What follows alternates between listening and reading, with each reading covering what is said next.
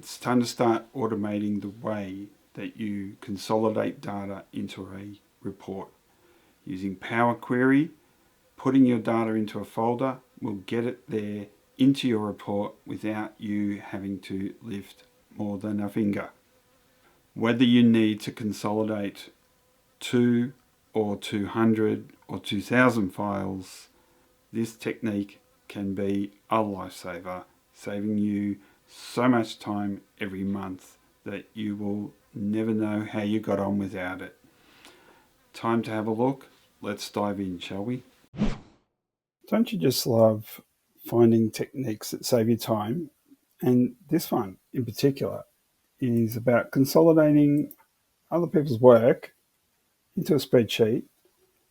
That one that you get all the information consolidated together, being able to perform some analytics on it and produce reports, and it's just such a wonderful time saver. Now, we've got a blank spreadsheet here, but let me show you one of the data inputs we'll be using. So this is for a Sydney office, single sheet, just a table. Now, if you don't know how to create a Microsoft table, I've got another video talks more about that. So I'll paste a link to that somewhere around the screen and also in the comments. So the table also has one particular feature, and that is a table name, results, and for consistency, every sheet can have the same table name. So that's for all the other offices as well. So with that in place, we don't need this open. So by default, that's going to be put into a OneDrive or a SharePoint folder through a Teams interface, wherever you want to share through online folders in Office 365, wherever you want to share the template and then the filled in results. So the filled in results must all be together for this exercise because we're going to choose one folder to consolidate data from. Okay, so let's have a look at how this all comes together. So if we have a look at the data command in this blank spreadsheet, note it's not even saved. Get data has the options for many versions of Excel to show where to get data from, a whole heap of sources, both online and on-premise. And the one from file has an option from folder, and that's the one we would be using today. The get data preview that you can see here is going to bring all of those choices together in one interface. So you can see if I click view more. So they're all displayed here, which you can filter out using these tabs here. I'll click on file, and there's the one we want, folder, which is the same as clicking it from that other location we just looked at. So if I choose folder, and here it is, I'm just going to select that, consolidation, click open. Now, the query operation will now indicate what files are going to be used here. And just a quick one too is here are some of the things you can do with data within Power Query.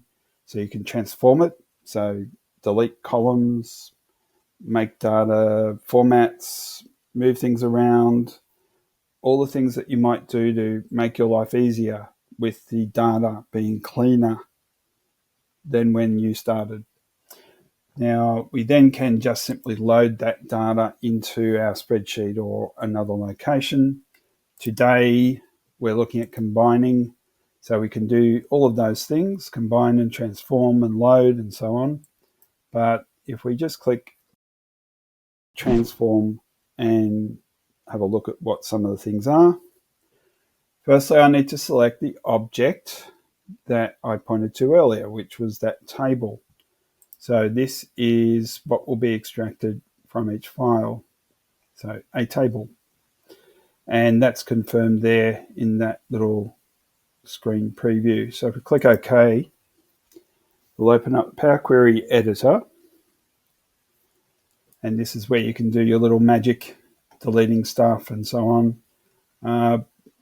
Might do one thing here, and that is to clean this one up a bit.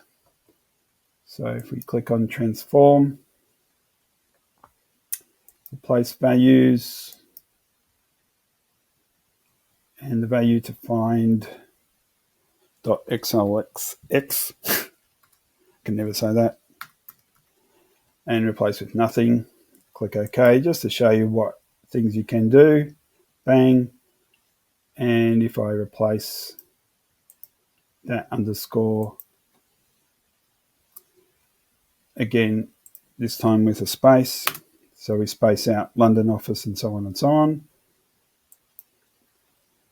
And you can see how Los Angeles and New York are bunched up. So we'll do the same thing and replace values. And we'll find Los Angeles together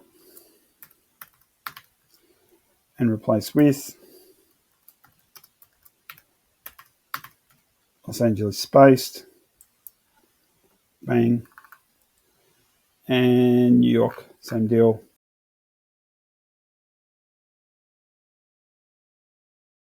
Click OK. All right, so that's done that. Might get rid of Space Office as well.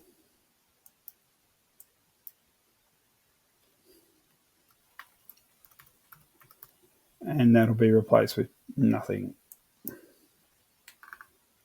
That looks cleaner. So that's what I mean. There's lots of things we can do here.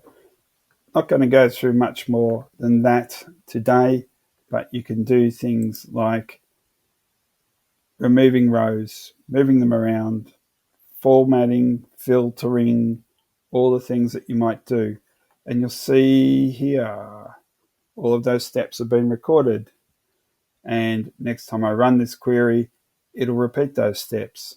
So if the data keeps coming in the same way, you don't have to do that again. How cool is that? And you're going to see that happen in a moment.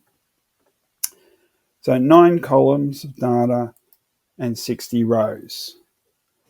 Let's have a close and load to bring that into our blank spreadsheet. Here it comes. Boom. Those changes made, they've come in. You can see there. How cool is that? Here's the queries that were run.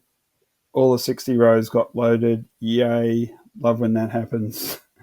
Now, the final little thing we might do is, let's say we've got another office that's just put their data in time, and I'll replicate having that right now. So I'll just copy off a London office here. Now we're going to get a little change happen. We'll see what goes on because those steps that we took, we might need to actually have them repeated, but we'll see what goes on. Okay, so we're going to copy and paste. So it's London office copy. We're going to make Atlanta just for a name. Now this one, whoops, let's spell it correctly. This one will appear at the top of the list, being A. Right, that's synced on through. Awesome. Now back here, let's see what happens with Atlanta. So if I go up to the refresh button, 60 rows is now 72. Atlanta is clean. How's that? That's an awesome thing. And that was done automagically. So here's our whole table of all the offices data for the year, and we can now go on to create analysis of that. Could be a pivot table, charting, individuals, reports, what have you. But we've got that data now, and the important thing now would be to save it. Okay, but I'll leave it there for now, and hope you enjoyed that one. And if you could take the time just to simply give me a quick little like, and I'd love you to subscribe so that you get to hear about all of my videos. And I hope you enjoyed this and look forward to seeing you in the next one.